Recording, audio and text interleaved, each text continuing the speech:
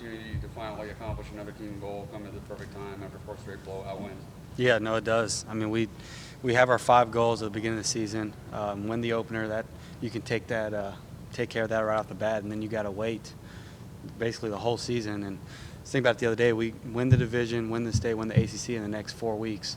So it's kind of coming to that championship time, kind of that orange pants time of the season where stakes get a little higher and we got a chance to do something special.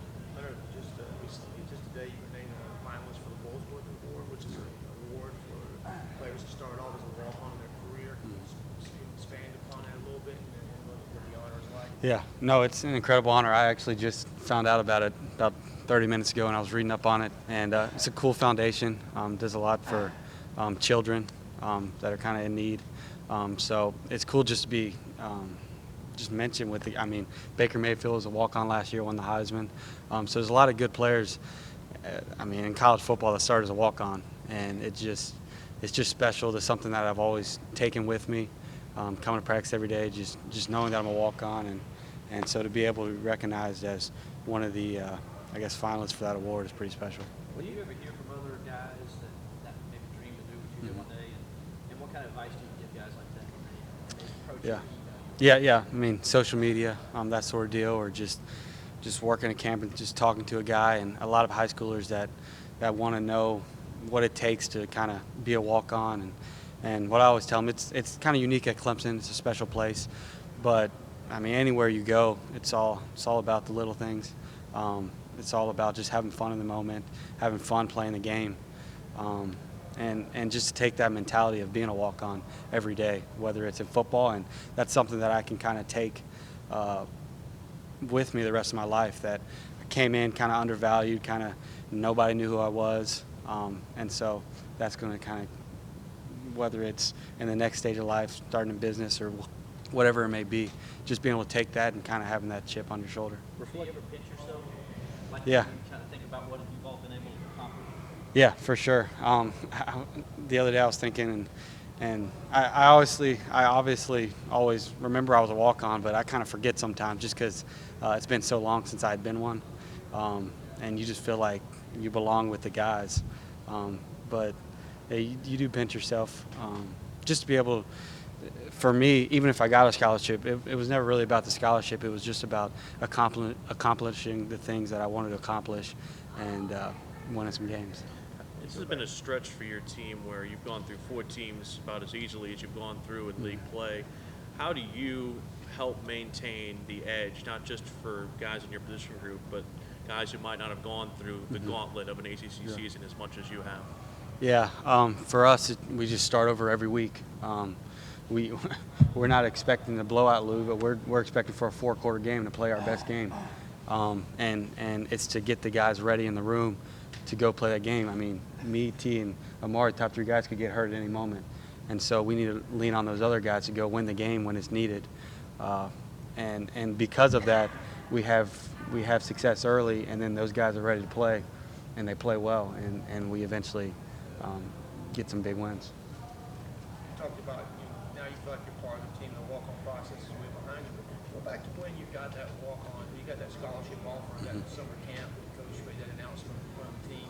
Yeah. Where you are right now.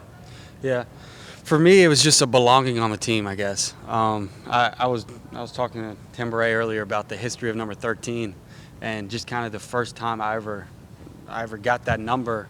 It was sitting in my locker before a mat drill, and I just felt the pride and just the sense of just belonging on the team. And for me, that's always what it's been, just being a good teammate. And it's similar. I mean, I wanted to get a scholarship, but it was really just to have fun because you only get one life. You only get one chance in college, so just to make the most of it. Expand upon the number 13 jersey. Mm-hmm. Yeah, it's been a cool jersey. I came in, I think I was number 35 when I got here. Adam Humphries, number 13. Before him, you had Spencer Benton in there, and you had Tyler Grisham. So those are some of the guys. Spencer was from Myrtle Beach. Some of the guys I looked up to, and just kind of, I mean, they were celebrities in my eyes, and so just to be able to share that with them was pretty neat. What does it mean to you when Dabo threw out that Philippians 4:13 after the catch him in the national championship game? Yeah, it was cool how it worked out like that. Just seeing that picture, and faith's been a big part of my life, and just what God's been able to do. And so just being able to tie that in, and Coach Sweeney is big with numbers, and so it was cool how it all just fell into place. Speaking of number 13, Tyler Grisham, one of the coaches for you. What's your relationship with Tyler, and how much does he help you? And vice versa, what does he say about the way he represents you? Yeah, we were actually just talking 20 minutes ago about the number because I saw him in the hallway and we were talking about it. But it's been cool just to kind of be in his footsteps and just kind of seeing some of his stats, sitting down with Tim Beret, just seeing some of his stats and how I've been able to kind of do some of the things that he has done. And it's been cool just to have him around. And just be able to ask questions. Same with Adam, just texting him every now and then, just asking him questions about here at Clemson, but also the next level, and just be able to have that mentor that I can You talked rely earlier upon. about fourth quarter games. Last year, Boston College was a fourth quarter game for y'all. Mm-hmm. What makes them so difficult and have them making plays so difficult as far as they go? We went back and watched that game earlier today, actually, but they're tough. They're physical. They're not going to be out of the gaps. I mean, they're going to be where they're supposed to be. If they're supposed to drop to a depth of 12 yards, they're going to be there. And so, just the discipline that they play with, the toughness, the mental edge they play with, believing in what they do, is a big part of it. It's a lot like our team. So we're going to have to play well and have a great week of practice to be able to beat them. When you find yourself in a position like that, example as well, like a guy has a 12-yard drop, you know he's going to be that 12-yard drop. And if it's in your route tree, how do you discipline yourself to make the adjustment to get around it? What are you thinking as you see that? Just try to influence them. Just try to be an athlete, maybe go an extra yard or a yard less. Just the nuances of it, I guess. So if he's dropping 12 yards, then go 13 a little faster or go 11 a little slower. And just trying to create that time, but just to be disciplined. We feel like if we play our game and we play well, then it doesn't matter who we play. We're going to be successful. So. A lot of guys talking about the weather, cold hands there. Makes a difference, gloves or not. Yeah. Talk about that. I've played in a few cold games in my career, and I was just talking to Trevor earlier about it. During the game, where you feel it the most is during warm-ups, because you're not around anything. When we get on the sideline, we have nice heated benches, and we got the heat coming on us, and you got the adrenaline going, so you don't really think about it. So I don't see that being a big part of the game for us. We're just going to have to go out and play. I know you're really close with Will Sweeney. What did it mean to you to see him get that touchdown catch after nearly coming up with one in Tallahassee? Yeah, it was cool. Yeah, he felt like the last 2 weeks he could have maybe scored on the fake kick and then Tallahassee last week. So it was just cool to kind of a surreal moment for him. I know he's always dreamed of that moment, and just being around Clemson for so long, seeing all these guys play, and then go in there at receiver and go score a touchdown, it's got to be special for him. And I know it was definitely something that he was proud of and he's earned. I don't think we just flipped him the ball just because he was a walk-on. He earned it, and that's the biggest thing. You're not just part of this team now, you're one of the most integral leaders Clemson has. What is that? How important is that to you, and what is that leadership? It means a lot.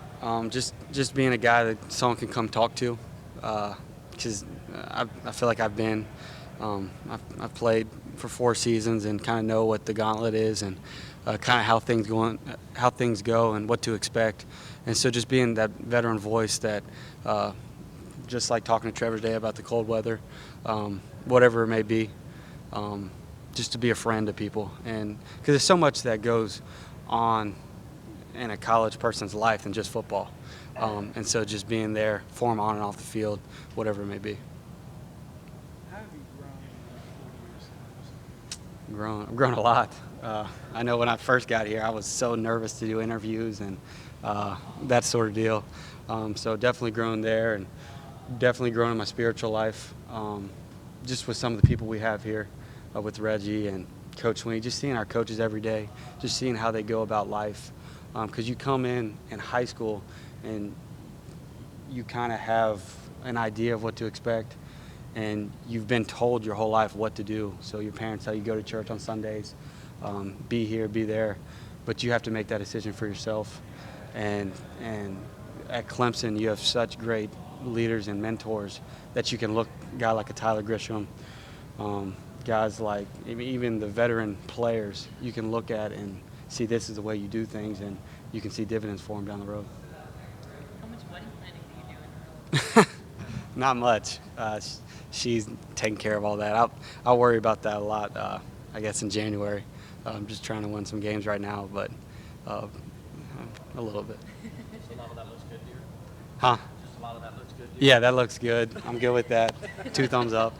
Just pay attention and try to stay out of the way as much as I can. Going back to your relationship with Will and Sweeney, what's it been like to see the Sweeney family from a different perspective? I know that your relationship with Will has to, you've got to see a different version of Dabo versus Coach Dabo. Yeah. You think it'd be a different version, but that's why everyone loves Coach Sweeney, because he's the same person a lot of the time. He's harder on Wilves probably at home than he is on the field. Just he cares about molding them. I think we'll talk about that yesterday. We watched his interview last night, and I was kind of laughing at him. But I mean, he is who he is, and so that's been the biggest thing to me is Coach Sweeney and this whole Sweeney family is not different here than they are at home, not different here than they are at some other place, and that's why they're successful is because just genuine people, and it's been cool to see that. You talk about the basketball battles. Have you been included in some of that? A lot of them, yeah. We play a good bit. I went with Will this summer and hung out with him and his family. We definitely had a bunch of heated basketball games. Not only between Coach Sweeney, but Drew and Clay and Will get after it pretty good too. Anything else for Hunter? Thanks, Hunter. Awesome. Thanks.